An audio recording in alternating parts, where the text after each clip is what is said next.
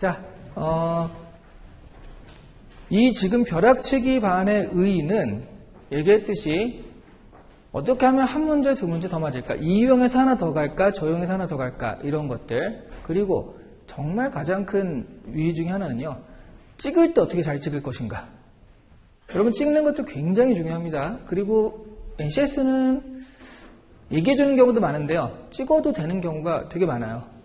감점이 있다라고 하기보다는 우리 찍어도 됩니다. 근데 대놓고 찍어도 된다라고 말하진 않아요. 뭐라고 말하냐면 감점 없습니다. 방송에서 얘기해줄 때도 있고 감독관이 얘기해줄 때도 있고 여러분이 또 애매하면 가서 물어보세요. 여러분이 안 물어봐도 누가 물어보지도 않을까 싶은데 감점 있나요? 뭐 질문 있어요? 그러면 혹시 감점 있나요? 라고 물어보시면 거기다 대고 오이씨 옷다 대고 나가! 막 그러진 않거든요. 그러니까 있다라고 대답해도 사실 찍어도 될 때가 많아요. 근데 없다라고 한다면 그건 안심하고 찍으면 되죠. 뒤에 막 기둥 세워도 되고. 그래서 이왕 찍을 때 어떻게 하면 잘 찍을 것인가. 또 선택과 집중. 어떤 건 버리고 어떤 거는 채택할 것인가. 그러니까 말하자면 지금 잠깐 해가지고 어떻게 점수를 낼 것인가 그런 부분에 집중되어 있는 거예요. 그러니까 여러분 찍을 때도 1번, 3번 애매한데 뭘 찍지라는 고민 없이요. 그냥 이런 거 긴 게 답이야.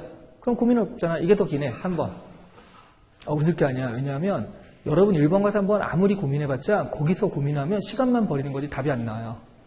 한 번 헷갈리는 순간 그건 이미 모르는 거예요. 어차피 찍는 거야. 그런데도 혹시나 해가지고 더 고민한단 말이죠. 그거 완전 시간 버리는 거거든요. 그러니까 1번과 3번 중에 뭘 찍을 것이냐, 뒤에 걸 찍자, 아니면 긴 걸 찍자라고 여러분 스스로 기준을 가지고 있는 게 훨씬 좋아요. 어차피 찍어서 둘 중에 하나는 50%거든요. 그게 고민한다고 확률이 올라가지 않습니다. 헷갈리는 포인트가 여러분이 헷갈리는 포인트 때문에 그게 있는 거니까 아무리 고민해봤자 그런 거니까 빨리 찍고 넘어가시는 게 좋고요. 그리고 제가 시험 보는 거랑 바로바로 섞어서 할게요. 지금 쫙 푼 다음에 1번, 2번, 3번, 4번에서 OMR 카드 체크해 보신 분도 있죠. 이미 시험 한번 봤던 사람들도 있죠. 그게 효과적이던가요? 아니면 하나 이렇게 하는 게 효과적이던가요? 이게 훨씬 효과적이에요. 그러니까 여러분이 여기서부터 여기까지 다 푼 다음에 OMR 카드를 옮긴다라고 생각하는 순간 뒤에 한 10분부터 불안해. 뒤에 한 10분, 왜냐면 그러니까 그게 언제 효과적이냐면 시간 안에 문제를 다 풀고 시간이 한 10분 정도 남는 시험 있잖아요. 그러면 그리고 10분 남았으니까 검증, 아까 헷갈렸던 거 다시 한번 가보자. 이게 뭐였지? 이거 뭐였지 해서 이때 다시 고치게 되거든요. 근데 이거를 해놓으면 고칠 수가 없기 때문에 그래서 이런 시험이 효과적이야. 말하자면 수능. 시간을 좀 많이 줄 테니까 거기서 니네가 좀 생각을 많이 해봐. 뭐 이런 시험에서는 효과적인데요. 여러분 무조건 시간이 없습니다. 이 시험은. 시간을 많이 주면 안 되는 시험이에요. 시간을 많이 줘가지고 검증까지 다 맞았는데 다 자기가 잘 풀었다고 생각하는데 떨어지잖아. 그러면 이 시험에 대한 의심이 생길 수밖에 없거든요. 그래서 이 시험은 절대로 시간 안에 못 풀어내기 때문에 그런 시험은요. 1번, 2번 하고 OMR 카드로 바로바로 적으세요. 이렇게. 대부분 수정 테이프 사용할 수 있거든요. 수정 테이프 사용할 수 없는 데가 있긴 한데 대부분 있으니까 틀려도 바로 이렇게 딱 긋고 하면 돼요. 그렇게 해야지 뒤에 1분까지 여러분이 문제 풀 수 있어요. 근데 이렇게 쭉 한 다음에 그 다음에 옮긴다라고 한다면 10분부터 언제 옮겼어야 되지? 불안해. 한 문제만 더 하고 옮길까? 여기까지 하고 옮길까? 불안하고요. 한 5분 정도에 옮기거든요. 보통. 쭉 옮긴 다음에 애매한 거예요. 다 옮기고 또 한 2분 남잖아. 이거를 이 문제 집중하기가 되게 힘들어요. 그러니까 10분 정도 지나면 이렇게 하면 집중이 잘 안 돼. 그러니까 이것도 이렇게 바로 이렇게 안 하는 이유는 나중에 고치면 어떡하지? 검증할 때 고치면 어떡하지라는 생각인데 다시 한번 말하지만 여러분 검증 따위 할 시간이 없습니다. 절대 없어요. 있는 거라도 잘 풀면 돼요. 그죠? 그래서 이렇게 하시면 되겠고요. 그리고 너무 바로 시험 볼 사람처럼 얘기하는데 뭐 이번 주에도 시험이 있으니까 해서 지금 아침에 보는 사람은 아침에 맞춰가지고 좀 머리가 반짝반짝 깨게 하는 연습이 되게 중요해요. 본 사람은 알겠지만 이거는 집중이 좀 잘 되면 되게 유리할 수밖에 없잖아요. 그러니까 상황을 정확하게 빨리 이해가 돼야 되는데 머리가 돌아가야 되는데 이제 맨날 늦게 일어나다가 오늘만 아침에 일찍 가서 하면은 이게 잘 안 되거든요. 그러니까 좀 시험 보는 요 기간에는 나름 그 바이오리듬 같은 것들을 이렇게까지 얘기는 그렇지만 일어나서 4시간 정도 있다가 머리가 제일 잘 돌아간대요. 일어나서 4시간. 그러니까 시험 보는 시간이 2시간이다. 그러면 그 앞전에 이렇게 따져가지고 한 요 정도에 일어나서 이렇게 가가지고 돌리면 되겠구나 생각해서 여기에 좀 맞춰가지고 그 일어나고 그런 걸 정해놓으시면 좀 아마 한두 개 더 맞을 수 있어요. 그런 것 때문에. 집중이 되면. 자, 이 얘기들은 어떻게 구성되어 있냐면 지금 제가 원래 우리가 기본서라든가 문제풀이서가 있는데 거기에 이제 없는 문제들을 바탕으로 구성이 되어 있고요. 그리고 보면 요령이 있는 것도 있고 없는 것도 있습니다. 근데 없는 것도 그냥 할 수는 없으니까 여기서 이런 식의 방법론을 한번 풀어봐. 그럼 일단 그 문제 자체에도 좀 더 도움이 될 뿐더러 그리고 실제로 한 문제, 두 문제라도 더 풀 수 있게. 여기 있는 우리 스킬의 대부분은요. 어떻게 하면 시간을 조금이라도 더 줄일까 하는 문제예요. 그런 것들을 연습할 수 있도록 구성해 놨으니까 활용하시면 되겠고요.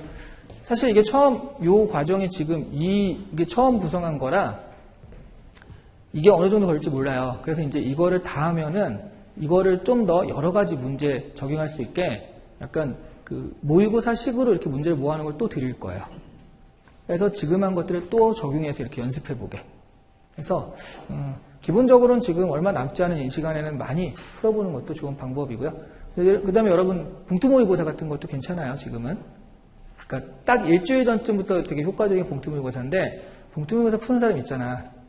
뭐 어떤 친구는 시중에 나온 봉투모의고사는 다 풀었다 그러더라고. 어떤 기업이 있으면 그걸 다 사가지고 한 10여 개 되는 걸 다 풀었다고 그러더라고요. 그러고 떨어지면 되게 억울할 거야. 그치? 네.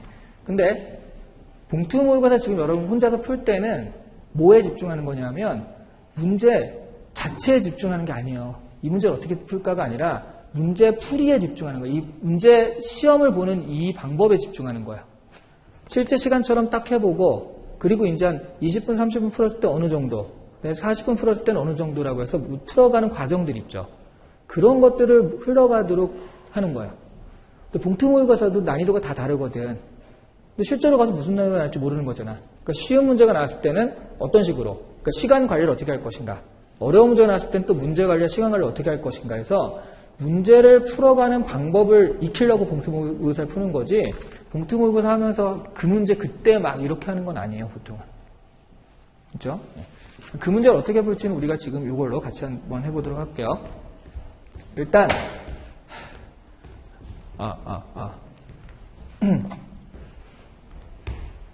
혹시 여기까지 질문 있어요? 되게 질문하기 애매한 상황이지? 여기서 질문하기 좀 애매하죠? 네, 천천히 하도록 합시다.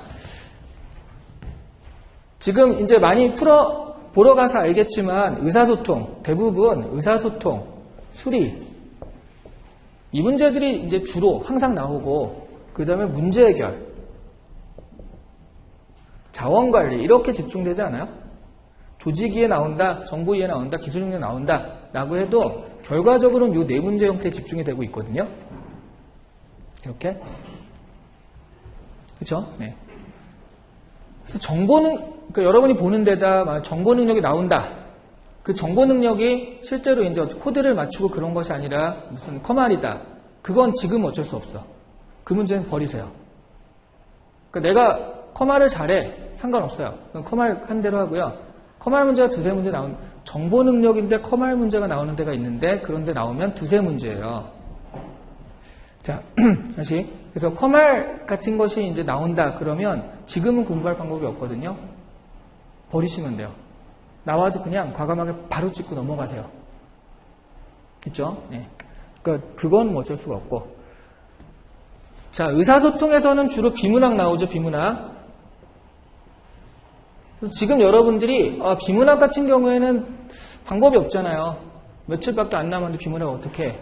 라고 생각하시면 안 되고 실제로 제가 벼락치기반을 운영해 본 결과 지금 이것도 이제 모처럼 하는 거긴 한데요. 원래 이제 한 5, 6년 전부터 지삿 이런 거 있잖아. 삼성 지삿 이런 거 할 때도 벼락치기반 많이 해봤는데요. 의외로 여기서 효과가 좋아요. 리딩 스킬 알려드린 리딩 스킬 같은 것들이 그렇게 어렵지가 않거든요. 그러니까 바로바로 풀 때 이왕이면 이런 식으로 글을 읽어. 정보를 읽고 내가 이해한 정보가 확실한지를 체크하는 문제가 저거거든. 그래서 의외로 굉장히 효과적인 게 비문학이기도 하거든요. 리딩 스킬. 그러니까 그게 무슨 얘기인지 알아? 여러분이 비문학 문제 풀 때 그동안 아무 생각 없이 그냥 어떻게 이걸 읽어야겠다 생각하지 않고 늘 그냥 풀어왔단 얘기예요. 근데 이걸 읽을 때 이렇게 읽어야겠다, 이렇게 접근해야겠다라고 좀 의도를 가지고 접근하면 생각보다는 이게 괜찮더라라는 얘기죠. 그래서 비문학을 가지고 이해하는 문제를 체크하는 게 있겠고요. 뭐 계약서라든가 아니면은 법률 조항이라든가 뭐 이런 것들, 아니면 매뉴얼이라든가 이런 실용문서라고 하죠. 이런 것들을 읽고 이해하는 문제들도 있을 거예요. 근데 이거에 비해서 이거는 요령이 그렇게 많지 않거든요. 얘네들은. 할 때 뭐 단서조항 주의하자라는 식의 얘기를 할 수 있겠지만 이거 자체를 읽는 요령은, 왜냐하면 이거는 큰 흐름상 이런 얘기다를 이해하면 문제를 푸는 경우가 되게 많고요. 얘네들은요, 이렇게 있을 때 세부적으로 자 이거를 적용하면 얘는 어떻게 돼? 이거 적용하면 얘는 맞아? 얘를 적용하면 얘는 얼마를 줘야 돼? 이런 식의 매칭 문제가 많기 때문에 시간을 잡아먹는 문제거든요. 무슨 내용인지 그 큰 흐름보다는 이런 식으로 가기 때문에. 그래서 요것들을 시간을 분배를 잘 하셔야 돼요. 각각 원하는 게 달라요. 전반적인 흐름과 내용, 거시적 맥락을 물어보는 문제가 주로 얘 문제고, 각각 매칭해서 적용하는 걸 물어보는 게 얘예요.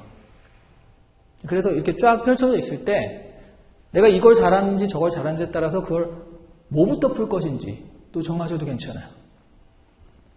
아니면 헷갈리잖아. 그러니까 있을 때 한 반 정도, 그러니까 섞여 있는 건 어쩔 수 없지만 뭐 이렇게 모여 있다, 의사소통 20문제다 그러면 10문제까지는 보통은 앞에 거는 쉽고 뒤에 게 점점 어려워지거든.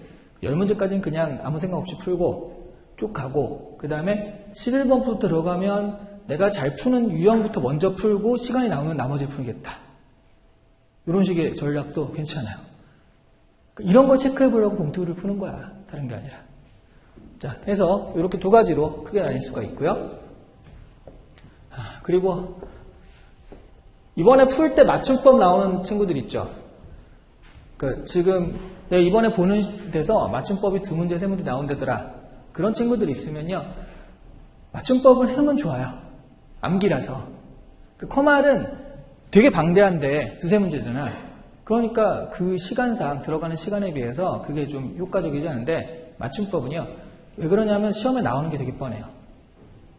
그래서 네이버 같은데 시험에 자주 나오는 맞춤법, 시험 맞춤법 이렇게 검색해 보시면요, 되게 쓸데없이 시간 많은 애들이 그거 모아놓은 거 되게 많아요. 그거 다운받으시면 돼요. 농담처럼 얘기하지만 왜 그러냐면 공무원 시험에 맞춤법이 나오다 보니까 공무원 스터디하고 모아놓은 애들이 진짜 많거든요. 그러니까 걔네들이 이제 시험에 자주 나오는 거 해가지고 모아놨어. 그거를 우리 기본서 있으면 우리 기본서에도 제가 맞춤법 모아놨죠. 그래서 그거를요, 시험 보기 한 일주일 전쯤, 이번 주에 시험이면 지금 일주일 전도 안 남았구나. 오늘 내일 해가지고 한번 보시고요. 그리고 시험날 아침에 보기 제일 좋은 게 그거예요. 아니, 맞춤법이 안 나오는 데만 할 필요가 없지. 나오는 데는요. 거의 유일하게 외우는 거예요. 컴알과 그건데, 컴알은 되게 방대한 데 비해서 맞춤법 자체는 방대하지만 시험에 자주 나오는 건, 헷갈리는 건 한정돼 있거든. 그리고 여러분이 헷갈릴 만한 거. 여러분 헷갈리다가 맞아요? 헛갈리다가 맞아요? 헛갈리다? 헷갈리달까? 헛갈리달까? 되게 헷갈리죠? 둘 다 맞아요. 되게 헷갈리는 포인트인데 이걸 문제 낼 수는 없잖아. 둘 다 맞으니까 별 그게 없잖아요. 그렇죠? 그러니까 모든 게 다 나오는 게 아니에요. 나오는 건, 맨날 나오는 건 뻔하다. 자, 여기서 잘못 쓰인 건 뭐지? 맨날이란 말이 틀려요. 뭐가 맞죠? 매일? 매번? 아니야. 만날이요, 만날. 그러니까 우리가 맨날이라고 쓰는데 맨날이 아니라 만날이거든, 원래는. 이게 맞춤법상 맞아요. 문제로 내면 부지기수로 틀리겠지, 모르면. 이거 공무원 준비하는 애들은 절대로 안 틀려. 왜? 맨날과 만날은 너무 헷갈리잖아. 그러니까 얘네들은 항상 이거는 알고 있어요. 무한도전 이후로 유명해진 맞춤법. 잘 되길 바래요가 아니라 바라요. 이런 식으로 포인트가 딱 되는 게 있거든요. 그런 것들 위주로 좀 외워놓으시면 되니까 이거 오래 안 걸리거든요. 맞춤법 나올 때는 야 이걸 언제 다 해가 아니라 그냥 한 번만 이렇게 자주 나오는 거 외운 거 한번 쭉 보시고요. 그리고 계속 보지 말고 그냥 하루만 정도 보시고 시험날 아침에 가면서 그리고 거기 앉아가지고 저걸 하면서 준비하면 좋아요. 괜히 거기서 쓸데없이 폼 잡느라고 이제 다급한 모습을 보이지 않을 거야. 난 고독한 늑대이니까 하면서 있어 진짜 폼 잡는 애들이 있어. 누구한테 폼 잡아서 누구한테 쓰려고 그걸. 그렇죠? 그럴 필요 전혀 없어요. 근데 이제 자료해석 이런 거는 아니 자료해석 하나 더 풀어봤자 거기 나오겠어? 그러니까 애매한데 이렇게 암기가 있으면 굉장히 좋습니다. 그래서 그렇게 좀 활용하시면 돼요. 그 다음에 수리 같은 경우 응용계산과 자료해석이 있죠. 이거 중에 우리가 어느 거에 시간을 더 투자해야 되죠, 지금? 자료해석이 80%고 응용계산이 20% 나와요. 그렇죠? 그러면 누가 봐도 자료해석 해야 되는데 지금 이 시간엔 여러분 응용계산에 투자하는 게 맞아요. 자료해석은 지금 하루 이렇게 해봤자 그게 점수가 확 올라가지가 않아. 응용계산은 하고 안 하고에 따라서 확 올라가요. 뭐 나와봤자 4문제, 5문제밖에 안 돼. 그걸 다 맞자 이거야. 지금은 2-3문제밖에 못 봤는데 그러면 그 나머지 2개를 더 맞자. 그게 자료해석에 투자해서 이게 하나 더 하는 것보다 나을 수도 있어요. 왜냐하면 얘도 거의 암기에 가까워요. 문제 유형상 뭐 내가 이걸 잘해가지고 하면 상관없는데 잘 못하고 그 다음에 시간이 좀 걸려. 이게 나는데 이렇게 하는데 시간이 걸려 그러면 문제 유형을 정확하게 한 다음에 이 유형은 이렇게 저 유형은 저렇게 소금 문제가 나오면 이게 뭐더라가 아니라 이거는 소금 첨가 유형이구나. 그러니까 이렇게 빡! 그 시간을 확 줄여가지고 하는 연습을 하시면요. 벼락치기에서는 응용계산이 훨씬 나아요. 나오는 문제가 뻔하니까. 그렇죠? 네. 뭐 문제 유형은 얘가 더 많지만 일단 그렇습니다. 그래서 요거를 좀 중심으로 여러분이 좀 많이 하시면 좋을 것 같고요. 자료해석 같은 경우에는 자료해석은 문제 푸는 요령 있죠. 그러니까 한 문제를 이렇게 찾고 그런 건 지금 해봤자 그렇게 시간이 빡 줄어들진 않거든요. 그러니까 지금 나머지 시간에는 이거를 1번부터 하지 말고 3번부터 대입해볼까? 같은 것들이 요령들이 있어요. 이런 형태의 문제에서는 어떻게 들어가고 저런 형태의 문제에서는 어떻게 들어가고 그런 것들을 연습하는 거예요. 그래서 그런 방법론상 한 문제, 2문제라도 더 풀잖아? 근데 자료 해석은요, 내용을 치거든요. 추론이 아니라. 그러니까 내가 건드리면 맞춰요. 못 건드려서 그래요. 뒤에 6문제, 7문제 못 풀어서 그렇지. 왜냐하면 이거보다 저거 크다. 이거분의 이거는 3분의 1이다. 그거를 계산하면 되는데 이거 계산할 시간이 없어서 그런 거예요.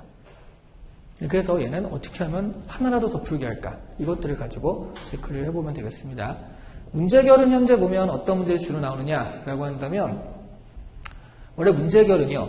추리능력, 귀납추리와 연역추리를 나눠서 원리찾기 그리고 적용하기 이렇게 원리찾기와 적용하기 2가지 형태가 이제 문제결이거든요.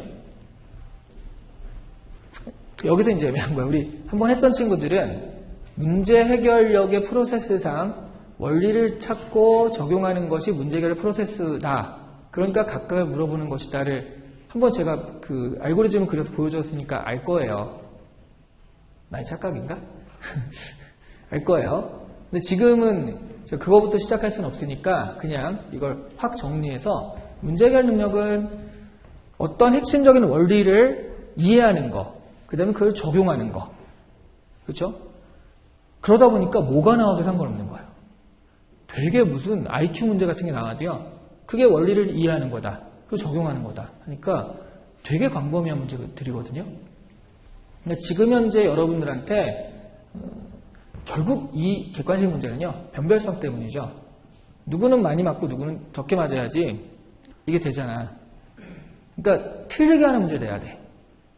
그래서 요즘에는 퀴즈 문제가 점점 많아지고 있죠. 퀴즈 문제. 연쇄 퀴즈, 참거짓, 매칭하기, 순서 정하기, 배치 정하기 등 이 퀴즈 문제들이 좀 많아지면서 그거는 외주사 입장에서도요. 대기업에 그런 문제들을 많이 냈기 때문에 대기업에 썼던 문제들을 쓸 수가 있어요. 근데 만약 그렇지 않고 새로운 여러 가지 원리 찾기를 개발한다 그러면 시간이 안 돼. 외주사들은 되게 한정적이고 그리고 NCS를 보는 데는 굉장히 많고 그러다 보니까 그래서 여러 가지 입장에서 요즘 퀴즈 문제가 굉장히